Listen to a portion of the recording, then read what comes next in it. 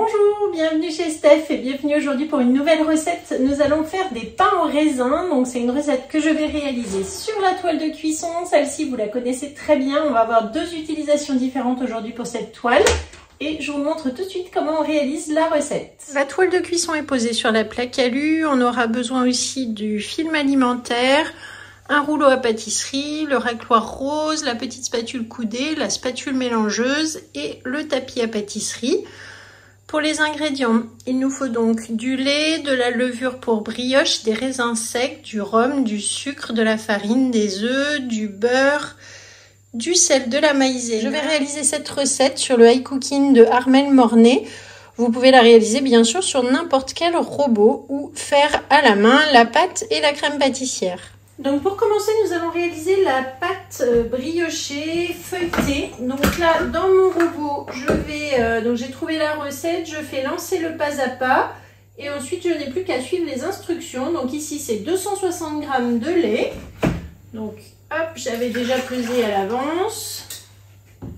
Suivant, une cuillère à café de levure sèche. Alors moi, je vais mettre la levure Guy de Marle, la levure gourmandise pour pâte briochée qui est déjà salée. Voilà, donc la levure pâte briochée. Suivant, et donc là, hop, je ferme mon bol et je vais lancer donc pendant 1 minute à 40 degrés pour faire chauffer le lait et la levure. Ensuite, j'ai pris 50 g de raisins secs et je vais ajouter donc une cuillère à soupe de rhum ambré dans mon petit pot d'Ubisave. Voilà, n'hésite pas à en mettre. Et ensuite, je mets sous vide pour accélérer la marinade des raisins secs. Donc une fois que c'est sous vide, je mélange et on va laisser bien gonfler pendant tout le temps de la préparation de la recette. Je continue la préparation de la pâte. Donc ici, il faut 450 g de farine T45 ou T55.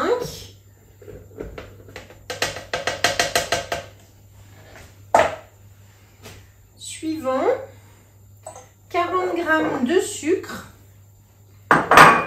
Suivant et 10 g de beurre. Suivant. Ici, il faut une cuillère à café de sel que je ne vais pas mettre puisque ma levure gourmandise est déjà salée. Donc, suivant, je ferme le robot et je lance pour 25 secondes en vitesse 2. Étape suivante, donc là c'est parti pour 3 minutes de pétrissage. Lorsque c'est terminé, donc je vais sortir la pâte du bol. Voilà donc la pâte que je vais laisser reposer pendant environ 15 minutes, le temps de préparer la crème pâtissière.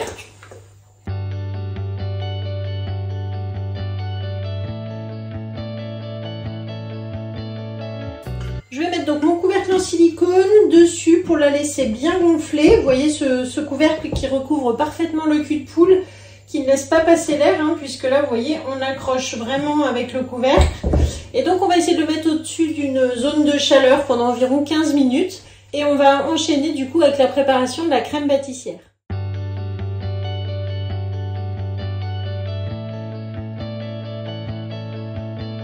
Je continue donc avec la crème pâtissière. Je mets ici le fouet dans mon bol, donc que je clipse. Ici, il faut 300 g de lait entier.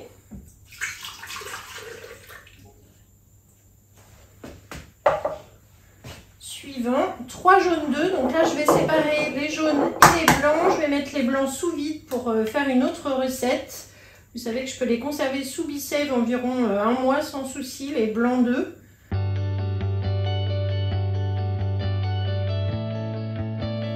Voilà, donc j'ai mis les 3 blancs sous vide, on va les conserver. Ensuite, suivant, 25 g de sucre. Suivant, 30 g de maïzena. Suivant, et donc là, je verrouille mon bol. Je ferme, donc surtout on n'oublie pas le fouet pour la crème. Et je lance 12 minutes 100 degrés, vitesse 3. Ensuite, l'étape suivante, c'est pour faire refroidir. Donc, je vais lancer 2 minutes en vitesse 2 et en retirant le bouchon pour faire refroidir la crème. Alors lorsque la crème est bien refroidie, je vais la verser sur ma toile de cuisson et bien l'étaler pour faire une fine couche et la laisser bien refroidir.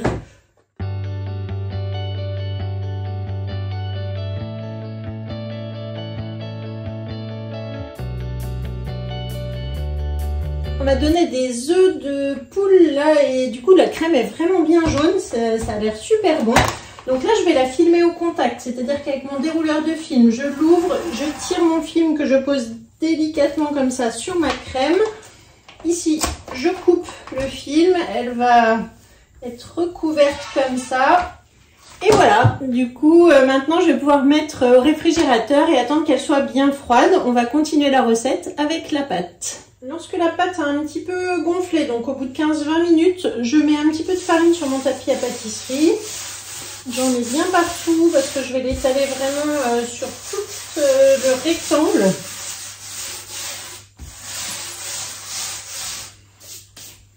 Voilà, donc je retire le couvercle. Vous voyez que ma pâte déjà a bien levé. Là, on le voit ici. Donc avec le raccroeur, je vais venir prendre ma pâte, la poser sur ma toile de cuisson.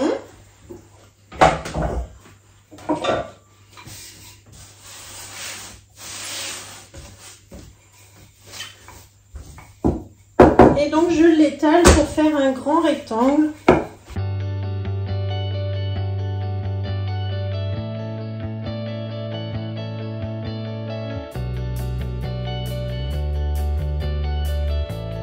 Voilà donc pour une première fois, j'étale ma pâte comme ceci et là je vais récupérer 100 g de beurre que j'ai découpé, vous voyez, en fines lamelles comme ceci et que je vais mettre sur la partie centrale. Donc là 100 g.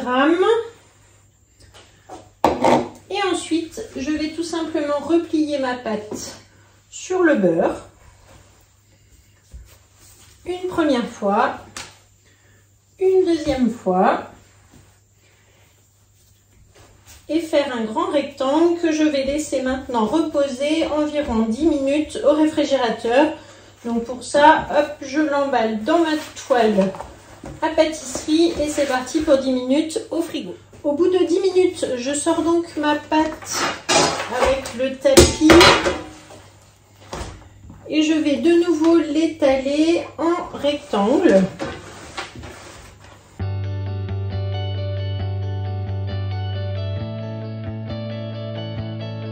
Il y a donc le beurre à l'intérieur que je vais pouvoir ici aplatir au rouleau.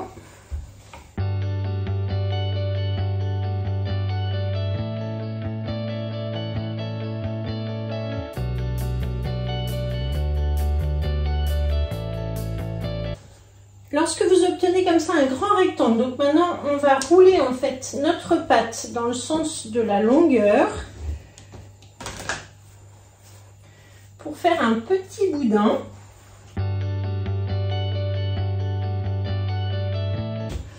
Et lorsque vous avez votre boudin, vous allez le rouler en escargot. Donc là, c'est comme la pâte feuilletée en escargot. C'est le même principe. Vous avez une vidéo déjà sur YouTube de la pâte feuilletée en escargot. Vous voyez, hop, je forme mon escargot comme ceci. Et je le mets 10 minutes au réfrigérateur pour l'étaler de nouveau tout à l'heure.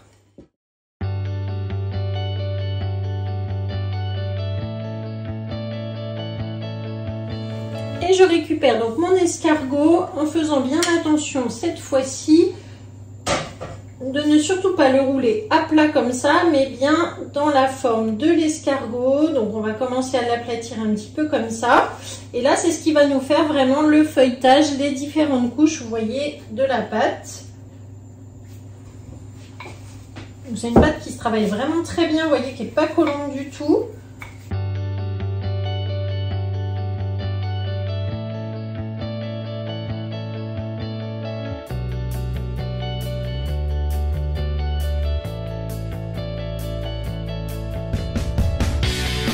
Voilà donc la pâte qui est bien étalée. Donc là vous avez vu, moi j'ai pas de laminoir pour pâte, donc c'est vraiment à l'huile de coude avec le rouleau. On y va pendant un bon moment. Et ensuite, du coup, je vais récupérer ma crème pâtissière. Donc là, le film, il se retire tout seul, sans coller bien sûr. Et du coup, maintenant, je vais verser ma crème sur la pâte de façon à l'étaler un peu partout. Donc avec la petite spatule coudée, je vais étaler ma crème pâtissière. Elle a bien refroidi. Vous voyez que là, elle pourrait même être un petit peu battue du coup. Avec la petite spatule, ça va aller. On la répartit un petit peu partout.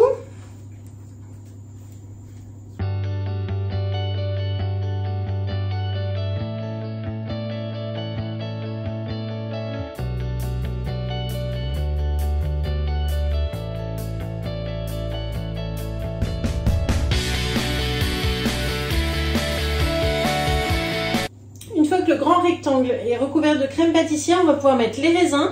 Donc vous voyez, ils ont bien gonflé depuis le début de la recette. Je les avais mis sous Bicef pour les réhydrater avec le rhum. Je vais aussi en faire une moitié avec les pépites de chocolat de la boutique, les drops. Parce que tout le monde n'est pas fan de raisins ici.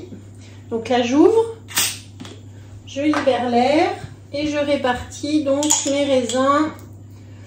Donc il en fallait, sur la recette, il y avait écrit 30 grammes. J'en ai mis 50 grammes. Mais vous voyez, je pense que c'est bien que ce soit bien garni.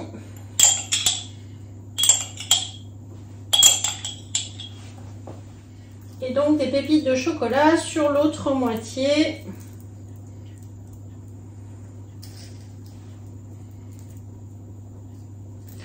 Alors cette pâte briochée levée, vous pouvez la réaliser aussi sans la crème pâtissière pour faire des pains au chocolat. Avec les barres de chocolat que vous trouvez aussi, les bâtons de chocolat que vous trouvez aussi sur la boutique. C'est ce que je vous avais mis là, les bâtons pour boulanger. Voilà. Donc là, dans ces cas-là, vous allez voir, je vous mets de toute façon la recette dans la description de la vidéo. Vous allez voir comment on peut réaliser du coup des croissants ou des pains au chocolat avec cette pâte qui, vous voyez, est vraiment simple à réaliser. C'est un petit peu de temps parce qu'il faut être chez soi, il faut la mettre au frais de temps en temps, etc. La rouler, recommencer, remettre au frais. Mais en soi, c'est pas compliqué du tout. Et donc là, maintenant, je vais faire comme tout à l'heure. Je vais rouler ma pâte avec la crème et la garniture donc de raisin ou de pépites de chocolat.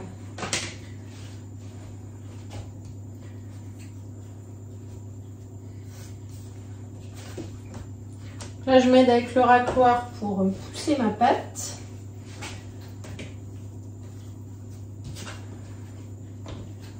Vous voyez l'importance de fariner, hein. Au début, j'avais mis de la farine. Et voilà.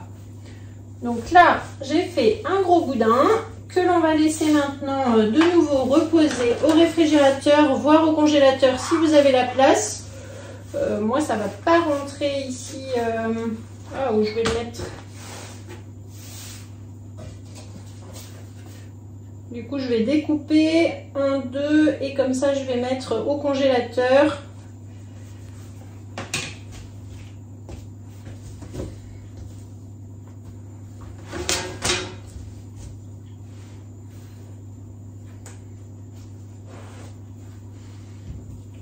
Voilà, une partie raisin, une partie chocolat. Et comme ça, ça tient bien. Et c'est parti pour environ 30 minutes au congélateur et on se retrouve tout à l'heure pour faire la mise en place des pains. Donc à la sortie du congélateur, je vais pouvoir sortir mes deux petits boudins qui sont du coup bien froids. Je les ai laissés environ 20 minutes. Je pose la toile de cuisson donc sur la plaque en alu. Donc je me mets sur la petite planche et je découpe surtout pas sur la toile. Je prends mon petit couteau de précision qui va m'aider vraiment à couper quelque chose de très droit, très net. Et ensuite je pose dans ce sens-là sur ma toile de cuisson en veillant à bien les laisser espacer puisque ça va gonfler.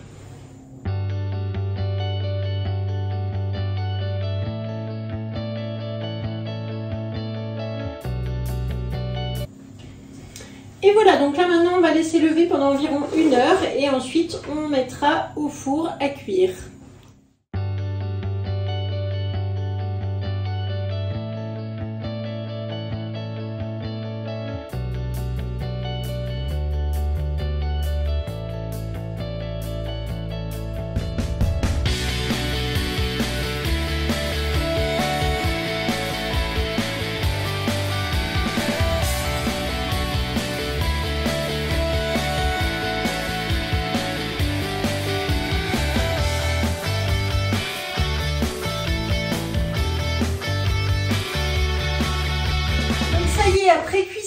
j'ai bien laissé refroidir mes petits pains que j'ai posés ici sur la toile de cuisson, vous voyez. Donc on va vraiment se régaler, ça sent super bon aux pépites de chocolat ou au raisin, ça va être vraiment délicieux. On les réchauffe un tout petit peu avant de les déguster, c'est encore meilleur, la pâte feuilletée sera encore plus croustillante. Donc je vous mets la recette dans la description de cette vidéo. Vous savez que vous avez une petite flèche ou alors il y a écrit plus, donc vous cliquez dessus, ça va dérouler une description dans laquelle vous allez trouver la recette qui est sur le Club Guy de Marle. Vous allez trouver aussi la liste des ingrédients, la liste du matériel que j'ai utilisé et le lien surtout pour me suivre et me retrouver sur les réseaux par exemple. Si vous cherchez une conseillère, n'hésitez pas à me contacter et moi je vous dis à très bientôt pour une prochaine vidéo. Merci.